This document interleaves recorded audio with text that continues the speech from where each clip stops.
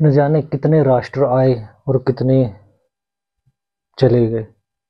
न जाने कितने देश आए और कितने देश भी साथ के साथ ही निकल गए।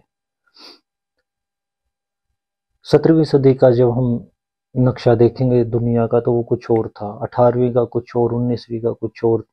कई देश थे जो आज नहीं है, कई देश हैं जो कल नहीं रहेंगे। हमें एक देश की जरूरत क्यों है और एक देश और एक राष्ट्र में अंतर क्या है? तो नमस्कार। दैनिक अंगारा के इस अंक में हम बात करेंगे एक राष्ट्र की और उसकी जरूरतों की।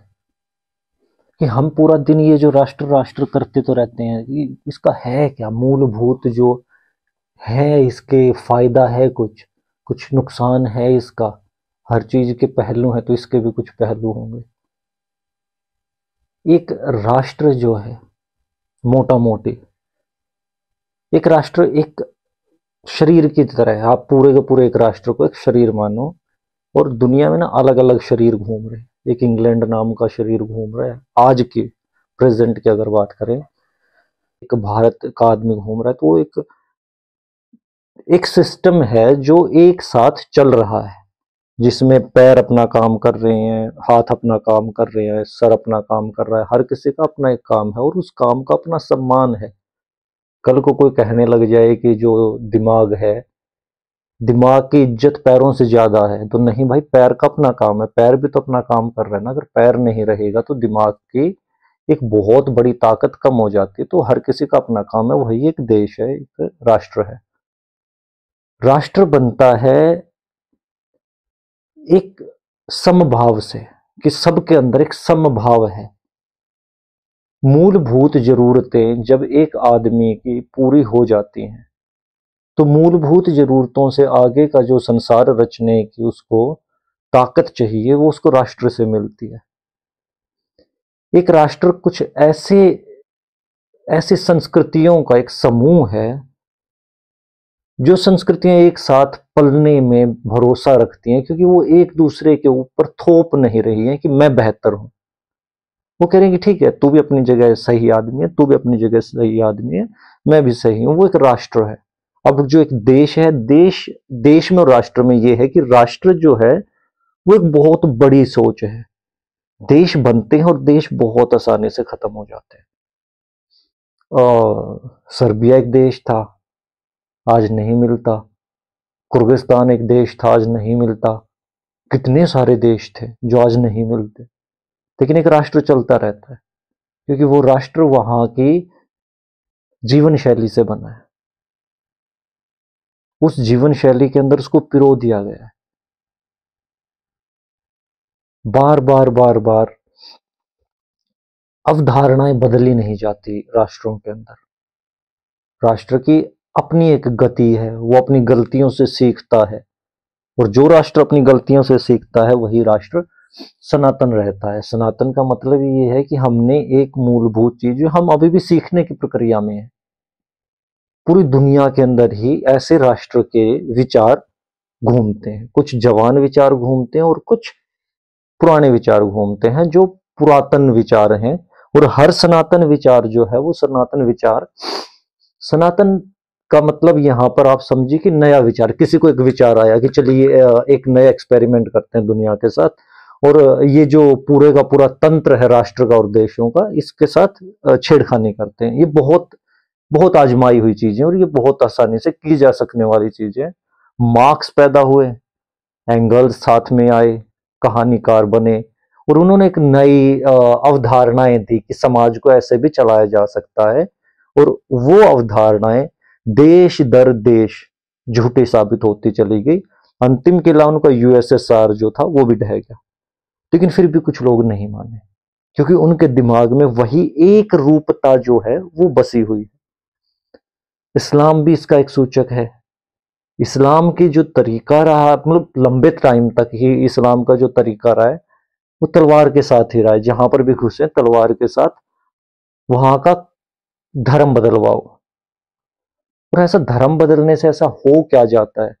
एक राष्ट्र के अंदर धर्म की जरूरत क्या है और जरूरत के साथ उसकी अवधारणाएं क्या है, और क्यों हर शासक जो आता है वो धर्म बदलने पर ही, या धर्म को बिल्कुल एक विपरीत दिशा दे देने पर ही यकीन रखता है। राजसत्ता में चाहे कोई भी आ जाए, वो सिर्फ यहाँ यहाँ नहीं है, वो पूरी दुनिया में आज तक के जितने भी इतिहास के राज सत्ता के बड़े बड़े लोग आए हैं, हिटलर आया, मुसोलिनी, वॉशिंगटन, या मार्टिन लूथर किंग आया, उससे पहले भी माओरी थे या कोई भी थे, ये एक निरंतर सी प्रक्रिया है, जहां पर उस प्रक्रिया में कुछ लोग अपनी विचारधारा को दूसरी विचारधाराओं से बेहतर बताने के लिए एक जंग छेड़ देते हैं। और ये लोगों को उकसाने का सबसे आसान तरीका भी है, जिससे वो काम करते हैं कि चलिए आपने एक इमेजिनेशन का एक एम सेट कर लिया कि हमने सारी दुनिया में अपना ये काला झंडा है, और हमने पूरी दुनिया में यही काला झंडा लगाना है, और तुम महान तभी कहलाओगे जब तुम इस काले झंडे को लगा दोगे। उसके पीछे एक संसाधन लगेगा, उस संसाधन को लगाने वाले लोग बहुत सारे हैं, और उस संसाधन को लगाने के साथ ही इस चीज पर जोर दिया जाता है कि वो संसाधन जो है ना, वो ऑटोमेटेड हो, स्वचालित हो।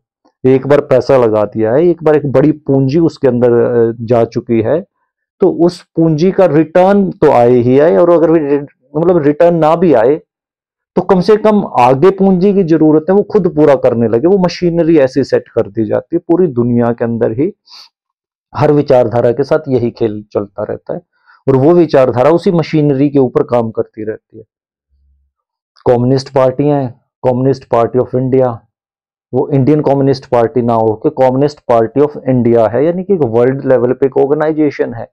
वो ऑर्गेनाइजेशन ऑपरेट कर रही है, और उनका एक वर्ल्ड का अपना एक एजेंडा था जब वो ऑपरेट कर रहे थे। वो एक देश की परिकल्पना थी मार्क्स की। मार्क्स ने राष्ट्र के बारे में कभी नहीं सोचा था।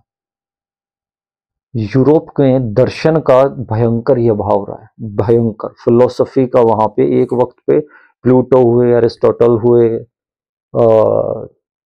बहुत बड़े बड़े लोग वहां पर लिखने वाले, जिन्होंने एक पूरे की पूरी सभ्यता को वहां पे बदला है।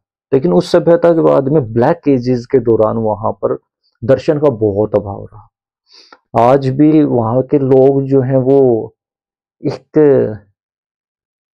सूडो इंडिपेंडेंट जिंदगी जी रहे हैं, जिसमें एक नकली एक छद्म वातावरण है, जहां पर उनको बता दिया गया कि तुम आजाद हो, लेकिन उनकी हर सोच के ऊपर आज भी वेटिकन का पहरा है। आप कहने को वहां पे फ्रीडम ऑफ स्पीच रखते हो, लेकिन वहां पर आज भी जो सिस्टम ऑपरेट हो रहा है, वो पूरे का पूरा सिस्टम वहां पे जो है, जो वहां पे बड़े बड़े डिसीजंस लिए जाते हैं, कलेक्टिव डिसीजंस जो यूरोपियन यूनियन के लिए जाते हैं, नाटो के लिए जाते हैं, वेटिकन उसमें आज भी बहुत बड़ा प्लेयर है, बहुत बड़ा एक भारी वजन रखने वाला इंसान है वेटिकन। उसी वेटिकन की तरह एक वेटिकन क्यों महत्वपूर्ण है, क्योंकि एक संगठन है, ईसाई संगठन, और वो ईसाई संगठन की अपनी कुछ वैल्यूज क्रिएट हो रही हैं जब वो दुनिया भर में अपने आप को प्रमोट कर रहे हैं। प्रमोशन से बिजनेस निकलता है। हम आज यहाँ पर ये कपड़े पहन के बैठे हैं, ये पूरे पूरे वेस्टर्न कपड़े हैं, तो इससे एक इकोनॉमी क्रिएट होती है। जब लोग आपके कल्चर को फॉलो करने लगते हैं, तो आपके कल्चर में यूज होने वाले आइटम्स की डिमांड भी बढ़ जाती है, और जब वो डिमांड आपकी बढ़ना शुरू होती है, तो लोग आपसे ही खरीद रहे होते हैं वो सारी चीजें, और एक प्रोस्पेरिटी आपके पास आना शुरू हो जाती है, क्योंकि लोग आपको अब कॉपी कर रहे हैं। और जब वो कॉपी कर रहे हैं, तो आपका इंडिजीनियस प्रोडक्ट जो है वो इंटरनेशनल प्रोडक्ट होकर और एक डिमांड क्रिएट करना शुरू कर देता है। उससे कैपिटल बढ़ता है। एक देश को चलाने के लिए कैपिटल बहुत जरूरी है। मार्क्स ने कैपिटलिज्म तक की तो बात सोची थी, लेकिन एक देश को चलाने के लिए सिर्फ और सिर्फ कैपिटल जरूरी नहीं है। एक देश को चलाने के लिए एक सोच जरूरी है, जो सोच एक देश की तरह सोचती हो, और वहीं पर राष्ट्र आ जाता है कि एक सोच है जो खुद को राष्ट्र की तरह सोच रही है कि मैं देवलोहान हूं, लेकिन एक वक्त आने पर मैं देवलोहान ना होके मैं हिंदुस्तान हूं। मेरा जो निर्णय होगा उस वक्त पे, वो मेरे जो निजी राग द्वेष हैं, या मेरी जो निजी सोच है, मेरी जो इंडिविजुअल मेंटालिटी है, उसको परे हटा के वो राष्ट्र के लिए जब हो आएगा, तो वो निष्पक्ष होगा, और वो राष्ट्र के लिए जो जरूरी है वही होगा। ये सोच पैदा करना बहुत मुश्किल है अपनी पूरी की पूरी जनसंख्या के अंदर। और जिस देश ने इस सोच को अपनी जनसंख्या के अंदर डाल दिया वो राष्ट्र बन गया। लेकिन जब हम पुरानी धारा पढ़ते हैं तो जितनी भी सात की संस्कृतियां थी वो कोई भी संस्कृति 1000, 1200, 1300, 1400 साल से पुरानी नहीं है। हमारी आंखों के सामने ही यूरोप के अंदर ग्रीक आए, एक अलग कल्चर लेके आए थे, वो कल्चर खत्म हो गया। रोमन्स आए, एक अलग कल्चर लेके आए थे, खत्म हो गया। एक टाइम पे वहां पर ज्यूज थे, पोसाइडन थे, हाइडस थे, खत्म हो गए। थॉर थे और इनाना थी, बहुत सारे अलग देवी देवता थे, ड्रॉइड्स थे, खत्म हो गए।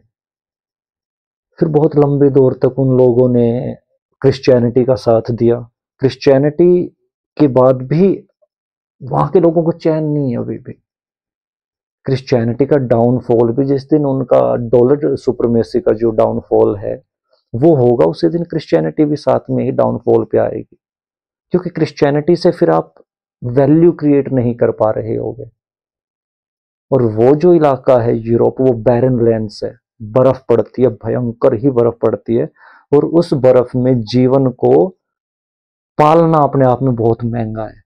तो उस महंगाई के कारण उन लोगों को बाहर से मदद लेनी पड़ती है। और कल्चरल इन्फ्लुएंस जो है वो किसी भी कैपिटल को अर्न करने का सबसे आसान तरीका है। उस कल्चरल इन्फ्लुएंस में बैठ के आप नाप के जो पैमाने हैं, मेजरमेंट्स की वैल्यूज जो हैं, वो आप तय कर रहे होते हो कि अब हम लीटर्स में बात करेंगे, 100 ml का है, 1000 ml पे ये जाएगा। वो बड़ी बड़ी जब कैलकुलेशंस हो जाते हैं तो आप उनके मशीन्स पे काम कर रहे हो, जो मशीन्स उनकी कैलकुलेशंस पे आपको लेके आ रही हैं। इससे आपका खुद का बनाया हुआ जो तंत्र है जिसमें आपको आसानी रहती थी वो बदल दिया गया। यहाँ से बिजनेस क्रिएट होता है और आपका जो हार्ड अर्न्ड कैपिटल है वो बाहर जाना शुरू हो जाता है। और एक राष्ट्र को तोड़ने के लिए उसकी तिजोरी खाली करनी बहुत जरूरी है, क्योंकि जब तक राष्ट्र की तिजोरी में दम रहेगा राष्ट्र नहीं टूटता। क्योंकि एक बार जब जो आपका धर्म चक्र है वो शुरू हो जाता है। अब एक शहर ने, अयोध्या की अगर मैं बात करूं, एक शहर की वजह से यूपी की टोटल इकोनॉमी के अंदर शायद 2 लाख करोड़ रुपए का इजाफा हुआ। बड़ी बात है। यानी कि हमारे मंदिरों में वो ताकत है कि हमारे मंदिर उस समृद्धि को लेके आ सकते हैं। 2 लाख करोड़ का बिजनेस हुआ और वो 2 लाख करोड़ जो है वो फूल वाले को गए, वो चाय वाले को गए, वो गन्ने के जूस वाले को गए, वो टैटू बनाने वाले को गए, वो वहां पे रुद्राक्ष की माला बेचने वाले को गए। जब वो रुद्राक्ष की माला बेचने वाले को गए तो वो खेत में जिसके रुद्राक्ष का पेड़ है उसको गए हैं। जब वहां पे लाखों लोग आके चावल खा रहे हैं, गेहूं खा रहे हैं, तो वो जो गेहूं और अनाज का जो पैसा है वो किसान के घर जा रहा है। जब वहां पे लड्डू बन रहा है, उस लड्डू के अंदर बेसन लग रहा है, उस लड्डू के अंदर जो चीनी लग रही है, उस चीनी, वो चीनी जिस ईंख से बनी है, तो वो सारे का सारा जो पैसा है वो किसान के घर पे जा रहा होता है। तो इस तरह से वो 2 लाख करोड़ जो है वो समाज के हर तबके को पहुंचता है, इंक्लूडिंग वहां पर बहुत सारे जो लोग हैं वो तिलक लगाते हैं। तो वो भी एक तिलक लगाने वाला भी वहां पे निराश नहीं रहता, वो 2 लाख करोड़ का जो हिस्सा है वो उसको भी जाता है। हमारा एक त्योहार जब आता है तो वो दिवाली अभी आई थी, तो दिवाली पर, होली पर लाखों करोड़ रुपए का बिजनेस हो जाता है, लाखों करोड़ रुपए की वैल्यू जनरेट होती है और उसी वैल्यू से प्रोस्पेरिटी बढ़ती है। और एक राष्ट्र इसी प्रोस्पेरिटी का नाम है कि जहां पे आप सब मिलके कुछ ऐसी चीजों का निर्माण कर रहे हो जो सामूहिक जरूरत हो, वो मेरी खुद की जरूरत ना हो। सामूहिकता के अंदर जाके मैं फ्रीडम के नाम पे यहाँ पे कल को कहने लग जाऊं कि नहीं, मैं तो अपनी फ्रीडम उस टाइम ही कंसीडर करूंगा जब मेरे को यहाँ पे बीफ, गाय का मांस खाने दिया जाएगा। भाई तू तो कल अपनी फ्रीडम आदमी का मांस खाने में लग जाएगा यार, करने एक्सप्रेस। जरूरी नहीं है ना। वो कुछ नियम है, कुछ कायदे हैं। हमें यहाँ पर मांस खाने की जरूरत नहीं है, क्योंकि धरती ने हमें इतना धन्य बनाया है और इतना परिपूर्ण किया है कि हम अपनी जरूरतें बिना मांस खाए बहुत आसानी से पूरी कर सकते हैं। यहाँ पर दुनिया के हर तरह का अनाज पैदा होता है। बाजरे जैसा एक बहुत गुणकारी अनाज यहाँ पे पैदा होता है, चने पैदा होते हैं, गेहूं पैदा होता है, जौ पैदा होते हैं, सब क्या ही तो पैदा नहीं होता। यूरोपियंस इस वजह से मांस खाते थे या दुनिया के और भी हिस्से, क्योंकि वहां पे ये चीजें थी नहीं। तो वी आर ब्लेस्ड कि हमें ये सारी चीजें मिल गई हैं, तो हमें इन चीजों का आनंद लेना चाहिए। और यही हमारी जीवन शैली रही है, यही सनातन जीवन शैली रही है, और यही एक राष्ट्र की परिभाषाएं रही है। एक राष्ट्र के तौर पर जोड़ने में धर्म ही एकमात्र ऐसा रास्ता है जो राष्ट्र को राष्ट्र बनाता है। इसी वजह से कोई और सिविलाइजेशन अपने आप को इतना लंबा नहीं चला पाई जितना कि भारत ने अपने आप को चलाया। राजा सुदास से लेके ऋग्वेद के अंदर राजा सुदास का जिक्र आता है, और ऋग्वेद से पहले भी बहुत इतिहास घट चुका था। ऐसा नहीं है कि ऋग्वेद के साथ ही वो इतिहास जो है वो चालू हुआ था। तो वो इतिहास साथ के साथ घट रहा था। बहुत सारा इतिहास नहीं भी लिखा गया, जो लिखा गया वो खत्म भी हुआ। कुछ इतिहास जला दिया गया। जब नालंदा की लाइब्रेरी जलाई गई तो कितना सारा इतिहास जल गया, और वो लोग समझते थे कि वो क्या जला रहे हैं। ऐसा नहीं है कि वो बेवकूफ थे, उनको पता था कि क्या जलाया जा रहा है, और उनको उसकी जरूरत भी पता थी, और उसको उसकी इंपॉर्टेंस भी पता थी कि तुम क्या जला रहे हो। एक राष्ट्र की धरोहरों को आप जब जला देते हो या उसके नाम नाम बदलने से क्या होता है? हाँ भाई, बहुत कुछ होता है। एक राष्ट्र की परिभाषाएं बदल जाती हैं, एक राष्ट्र की विचारधाराएं बदल जाती हैं, उस राष्ट्र के अंदर की जो संस्कृतियां हैं वो संस्कृतियां बदल जाती हैं। संस्कृतियां बदलने की वजह से वहां पे जो स्थापित उद्योग धंधे हैं, जो स्थापित व्यवस्थाएं हैं, वो बदल जाती हैं। वहां पर खुद के जो उनके उत्पाद हैं वो खत्म हो जाते हैं, और वो निर्भर हो जाते हैं बाहर के उत्पादों पर। इतना सब कुछ बदल जाता है नाम बदलने मात्र से। वो मुगल बेवकूफ नहीं थे जिन्होंने नाम बदले थे, ना वो अंग्रेज बेवकूफ थे जिन्होंने नाम बदले थे, और ना अभी बीजेपी सरकार जो है केंद्र में, मोदी जी जो है वो बेवकूफ है जो वो नाम बदल रहे हैं। धर्म सामूहिकता का ही एक रूप है, जहां पे आप दूसरे के विचार को सम्मान देते हो। अगर कोई इंसान बजरंगबली हनुमान को पूजना चाहे तो हम उसका सम्मान करते हैं। अगर वही इंसान कहता है कि नहीं मैं गणपति बप्पा मौर्य को पूजना चाहता हूं, तो उसका भी सम्मान है। कल को वही कहता है कि नहीं मैं माता सरस्वती को पूजना चाहता हूं, तो उसका भी सम्मान है। गौतम बुद्ध को पूजने वाले का भी सम्मान है, महावीर जैन को पूजने वाले का सम्मान है, नानक को पूजने वाले का सम्मान है, सबका सम्मान है। ईसा मसीह को पूजने वाले का भी सम्मान है। वो धर्म है। वो कहता है कि सब आपस में सम्मान करो। परमात्मा को प्राप्त करना कोई प्रतियोगिता नहीं है। लेकिन जब कोई एक तबका आके ये कहना शुरू कर देता है कि नहीं मेरा ही तरीका जो है वो बेस्ट है, तुम इसे मानो, लोग कहते हैं कि ठीक है, हमें जी के दिखाओ उस तरह से कि जैसे तुम्हारे जीवन में खुशहाली दिखे हमें। अब इस्लाम के साथ जो एक फिरका चल रखा है वो यही है कि वो जिस देश में गए, आप सिर्फ ऑयल रिच इकोनॉमीज की बात अगर हम छोड़ दें, क्योंकि वो ऑयल की एक प्रोडक्शन वैल्यू है वो उसके ऊपर जिंदा है, अगर हम उसकी बात को छोड़ देते हैं तो उसके बाद में जितने भी देशों के अंदर इस्लाम गया उनमें से कोई भी देश तो आज खुशहाल नहीं हुआ ना। एक भी देश, कोई भी सैंपल सेट नहीं है जहाँ के लोग डिसिप्लिन्ड हो गए हों। जबकि इस्लाम बनाया ही डिसिप्लिन के लिए गया था कि 5 वक्त के नमाजी, कि जिनको 5 वक्त पे सल्यूट करनी है, लेकिन वो खुद क्या डिसिप्लिन लेके आए? कहीं पर भी तो उनका मॉडल जो वो सक्सेसफुल नहीं हुआ। तो एक सोच को जब किसी के ऊपर थोपा जाए तो वहां पे दिक्कत आती है, और वहीं पर एक टकराव बनता है। कुछ लोग इसको सहिष्णुता का नाम दे देते कि नहीं ऐसा हो जाना चाहिए, कोई बात नहीं, फ्रीडम ऑफ फलाथिंग है या फ्रीडम ऑफ कुछ कुछ कुछ कुछ कुछ है। हमें ना एक सीमा निर्धारित करनी होती है फ्रीडम की, कि being a country how much we can allow to our citizens. उस सीमा के अंदर है ना, हमें वो निर्धारण देखना है कहां पर करना है। कई लोग कहते हैं कि वो निर्धारण जो है वो यहां तक होना चाहिए कि हम एक राष्ट्र के अंदर ही एक राष्ट्र को तोड़ने की बातें कर सकें, मतलब बातें करना आसानी से जारी रखें।